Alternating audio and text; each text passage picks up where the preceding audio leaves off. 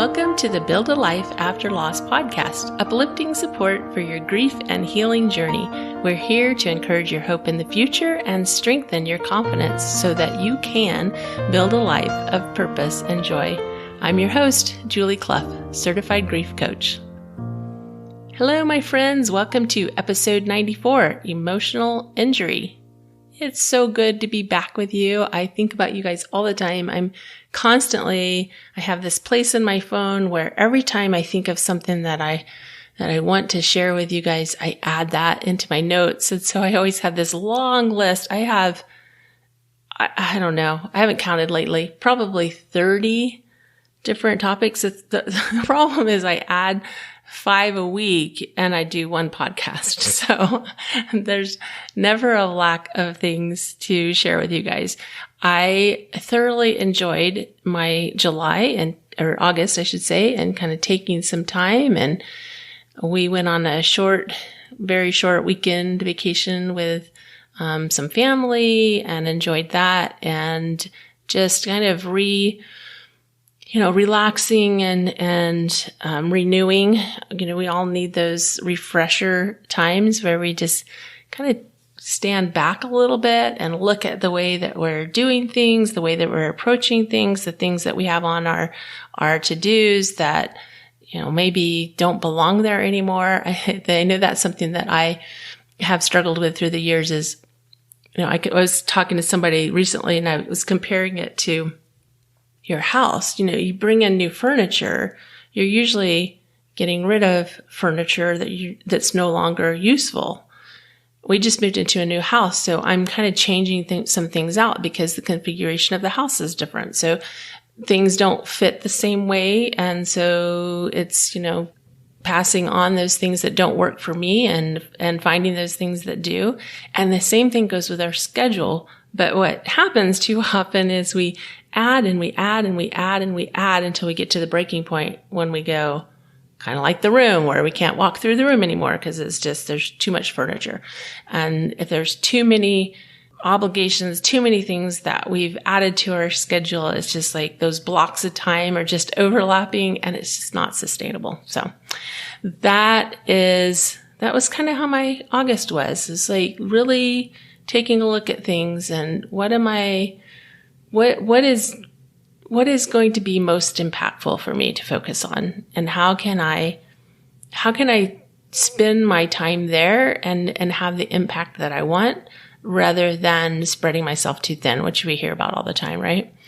And the episode today is called Emotional Injury. And you know that I often compare healing from loss and grief to healing from a physical injury.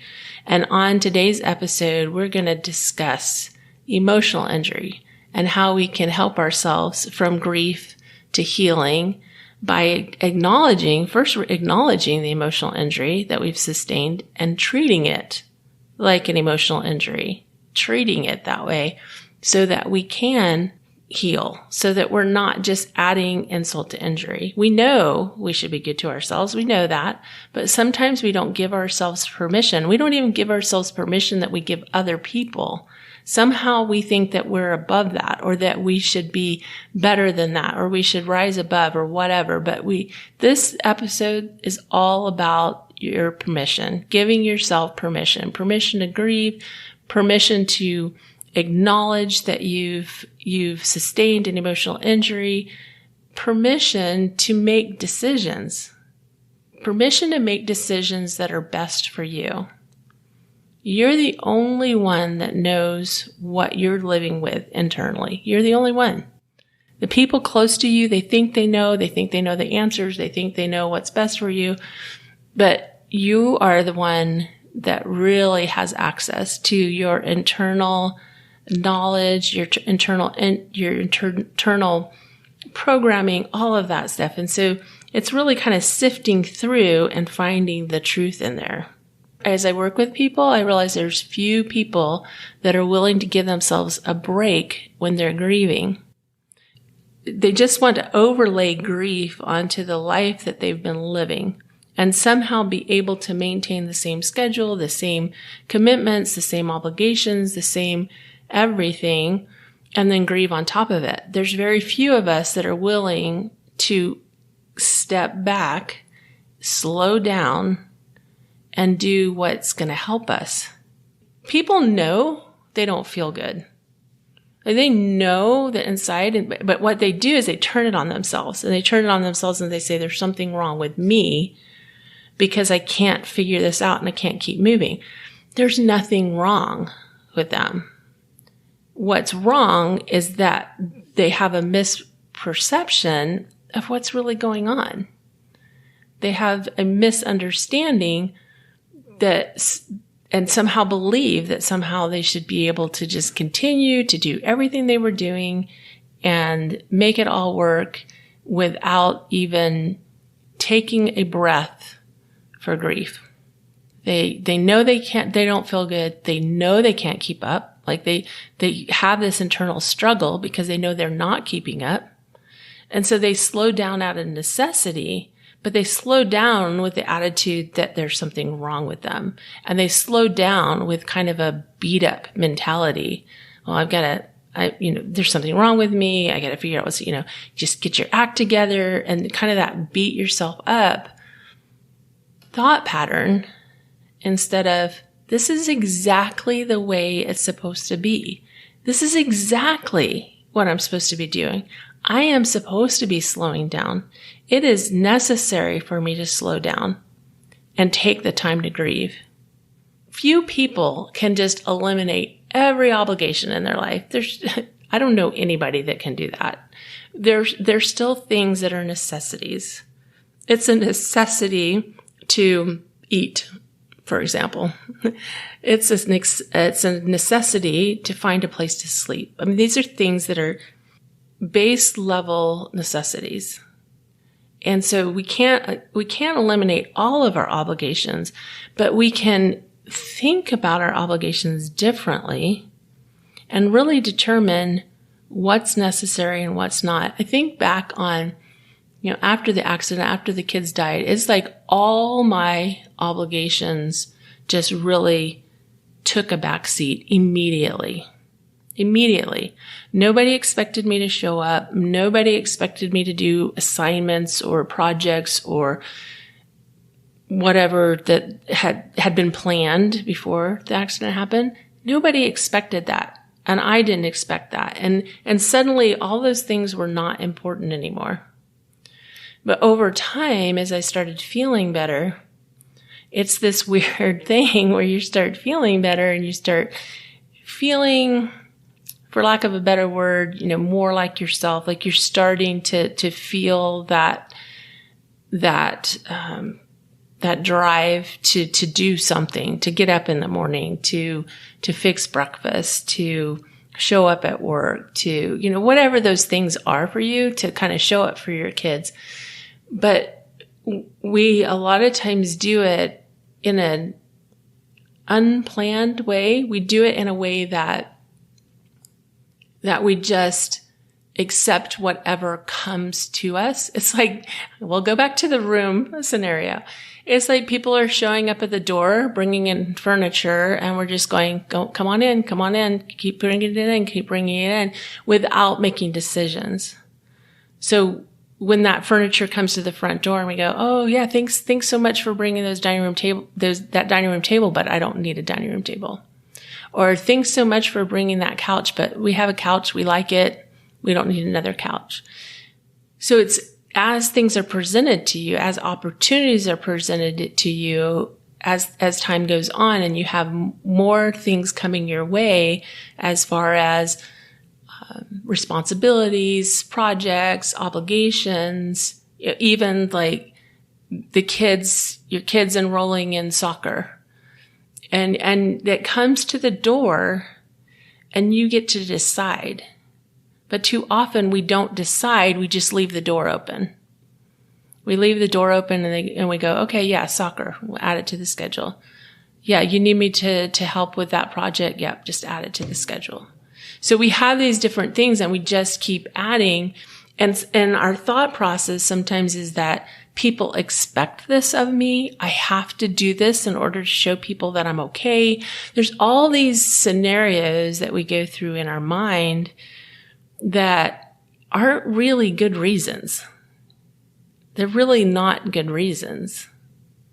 And we can make decisions about how we want to do, however we want to approach our life.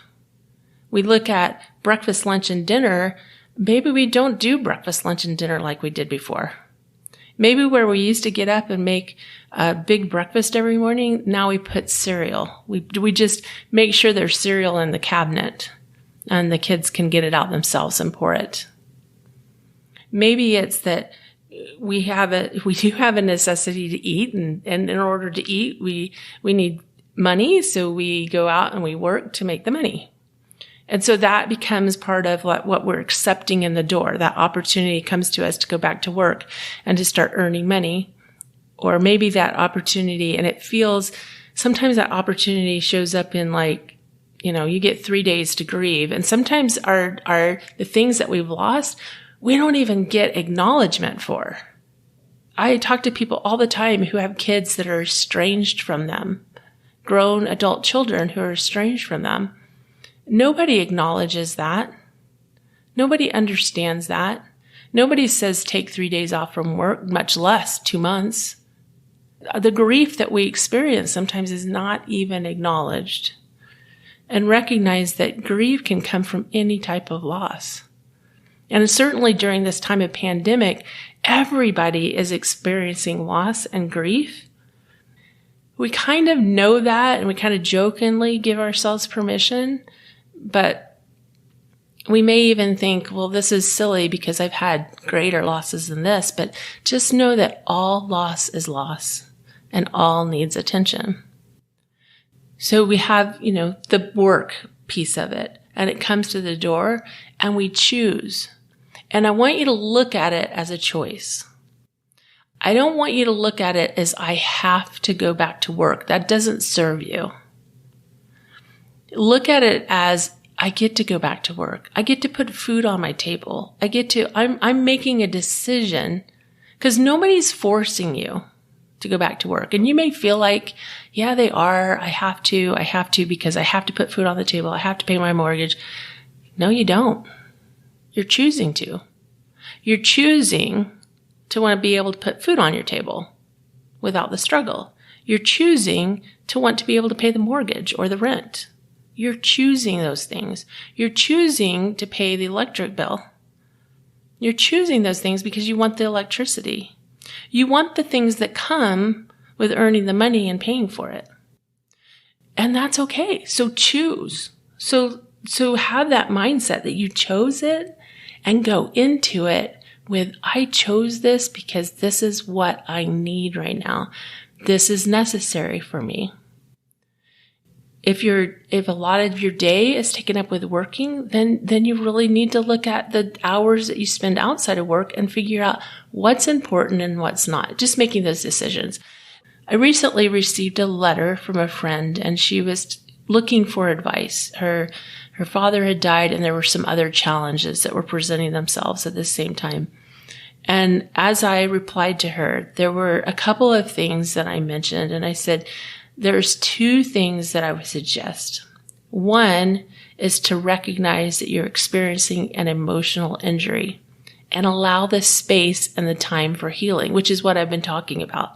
Allowing the space for time and healing. Not overfilling our schedules, not continuing to say yes to everything, but really acknowledge that you've experienced an emotional injury. And people don't talk about it as an emotional injury, but when you feel emotional pain from grief, that's an emotional injury in my book. That's the way I look at it. Treat it as you would if you experienced a physical injury. You would have to make decisions. You would have to make decisions based on your limitations because of the physical injury. Now, when we have a physical injury, we never look at it and go, okay, this is going to, it's not like we break our leg and think my leg's going to be broken forever. We understand that it's going to heal. We understand that it's going to heal, that it's going to take some effort, it's going to take some time, that there might be some physical therapy that we need to do. There might be some adjustments we need to make, but we're going to heal at some level. It's the same thing with an emotional injury. A lot of times with an emotional injury, it's almost like we ignore it because we don't have the same level of belief in healing. Belief in healing is key to taking the time, putting in the effort for healing when you have an emotional injury. So recognize that. That's the first thing, is just recognize that you're experiencing an emotional injury. It doesn't have to last forever. Allow the space and the time for healing. The second thing is to be very compassionate with yourselves. Sometimes it's easy to get down on ourselves because we're not able to show up in our life the way that we have in the past. But be loving and kind to yourself in this season. Remember to think in terms of what would I tell a friend if I really understood her pain and what she's going through, and she was going through the same thing I am, what would I tell her? What advice would I give her? Would I tell her to slow down? Would I tell her it's okay to feel it all? Would I tell her that it's okay to be sad? We get mixed messages from other people sometimes because they have some fear. I'm not sure where it originates. I think there's fear in us because we think, oh, this is going to last forever. This is something I can never get over. It's not that you're getting over it, it's you're healing. Okay? So there's some fear in us that maybe this is going to be the best it is for the rest of our life. I can tell you that it's not the case. If you put in the effort, if you put in the time, if you're compassionate with yourself, you can heal. If you go to the effort to understand what's happening, if you learn how to cope in a way that's not harmful to you, but is helpful, if you learn how to resolve all the questions that come up in grief, and figure out what those questions are and how to resolve them. These are the things that we work through when I work with people one-on-one. If you go through that process, you will heal. So you can let go of the fear and you can just say, other people have healed, maybe I can too. And remind yourself of that always. So there's this fear in us, and I think it gets projected on other people. And then there's fear in other people because they see that we're struggling and it's uncomfortable for them. Just like it's uncomfortable for us to struggle, it's uncomfortable for our friends and our families to watch us struggle. They don't like it. They want to feel better. They don't want you to feel bad. They want a quick fix. They want to be able to turn the magic key and everything be okay. But we've got to resist the fear and the panic and just recognize that we're right where we're supposed to be. It's very important that we admit that we're injured. And we don't want to admit it. We want to pretend. We want to act like everything is okay. We want to be strong. We want to act like, the world has not, it stopped for a minute, but it's okay. I can be the same person. I can show up for you. That's kind of what we do, is we do it for other people. Like if there weren't other people in the world, that wouldn't be good either, would it? But we have these expectations for ourselves when it comes to how we interact with people. Change the expectations during grief. Allow the grief, allow the emotional injury, allow the time for healing, allow the emotions. The more we allow the emotions, the more they can continue to move through us. Now, when I say allow the emotions, I'm not talking about allow the emotions to the point that we wallow in them, that we stay in them day in, day out, and we never allow anything else except for grief. Maybe in the early days, but over time, with the understanding, with the proper coping skills and so forth, you'll be able to move those emotions so that you can allow all types of emotions. That's the objective. When you don't let go of old expectations, when you don't let go of, I've got to be the exact same person that I was before, It's unrealistic. If you don't let go of those old expectations that you had of yourself, of the way that you showed up for work, or the way you showed up for your family, the way that you did everything for everybody, you add stress on top of your stress. Healing requires hope and compassion, but it also requires time and effort. And it's not just the passing of time, it's the actual allowing of the emotions in our day, in our week, allowing the space for us to think about what's happened and how we feel about it, and allow all those feelings. I read a book, and I can't remember what it is, and if I run across it again, I'll let you know, but I didn't read the whole book, but I read the beginning of this man's story about losing his wife, and how he had a son. I can't remember how the son was, but, probably elementary age.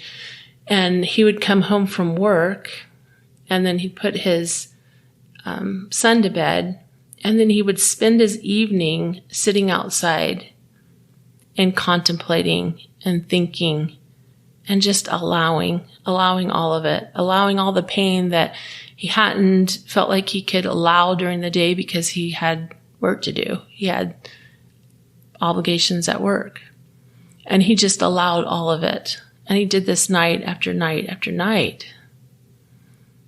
We have to have that space. So if we don't have that space for that, something's got to change. So get involved in your own healing by first acknowledging your emotional injury. And remember that grief is a season. It's a season of change. It's a season of healing. I wanted to let you guys know that on September 17th, I'll be doing a webinar. We're going to be talking all about the left brain, the right brain, how to lean into the emotions, how it affects our brain so that we can work with our grief and not against our grief. And we can change kind of our expectations of what to expect, what not to expect. That webinar is happening on Thursday, September 17th, and you can go to bit.ly/BLAL capital SEPT. That's BLAL as in build life after loss, September SEPT with a capital S. And it does have to be put in exactly like that or you won't find it. But yeah, go there, register for the webinar, bring your questions, learn about the coping skills, learn about how your brain responds to grief, and why it's so brilliant the way our brain responds to grief. It doesn't feel good. It feels off because it's different, but it is a good thing. And it really is. I got a message from someone also recently who wanted help with grief, but was not yet willing to talk about it, which I totally get. And I just wanted you to know that we can work together even if you don't want to talk about the specifics of your loss.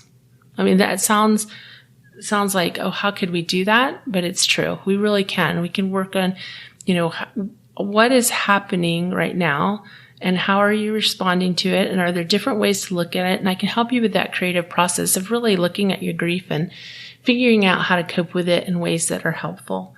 And so, if you're wanting some help with your grief and you're still not really sure if you want to even talk about it, that's okay too. But if you're wanting to move forward, I highly recommend that you schedule your free discovery call. Let's talk. It's right there in the show notes is the link. You can go to buildalifeafterloss.com also, buildalifeafterloss.com, just like the title of the podcast. You go there and you can register for a free discovery call. Again, that's free. We'll talk for about 45 minutes. We'll look at what's going well, what's not going well, and how we might work together if it seems like a good fit. If this episode has been helpful to you, if you've gotten some insight from it, I would really appreciate it if you would subscribe, rate, and review. I do these every week. They're free. It's free content for anybody out there who is suffering with grief and trying to figure out and wade through it. please share this with your friends. And if you'll subscribe, rate, and review, that will really help us. You guys have a beautiful week. I hope you have a wonderful week. Remember, I believe in you. Love you. Bye.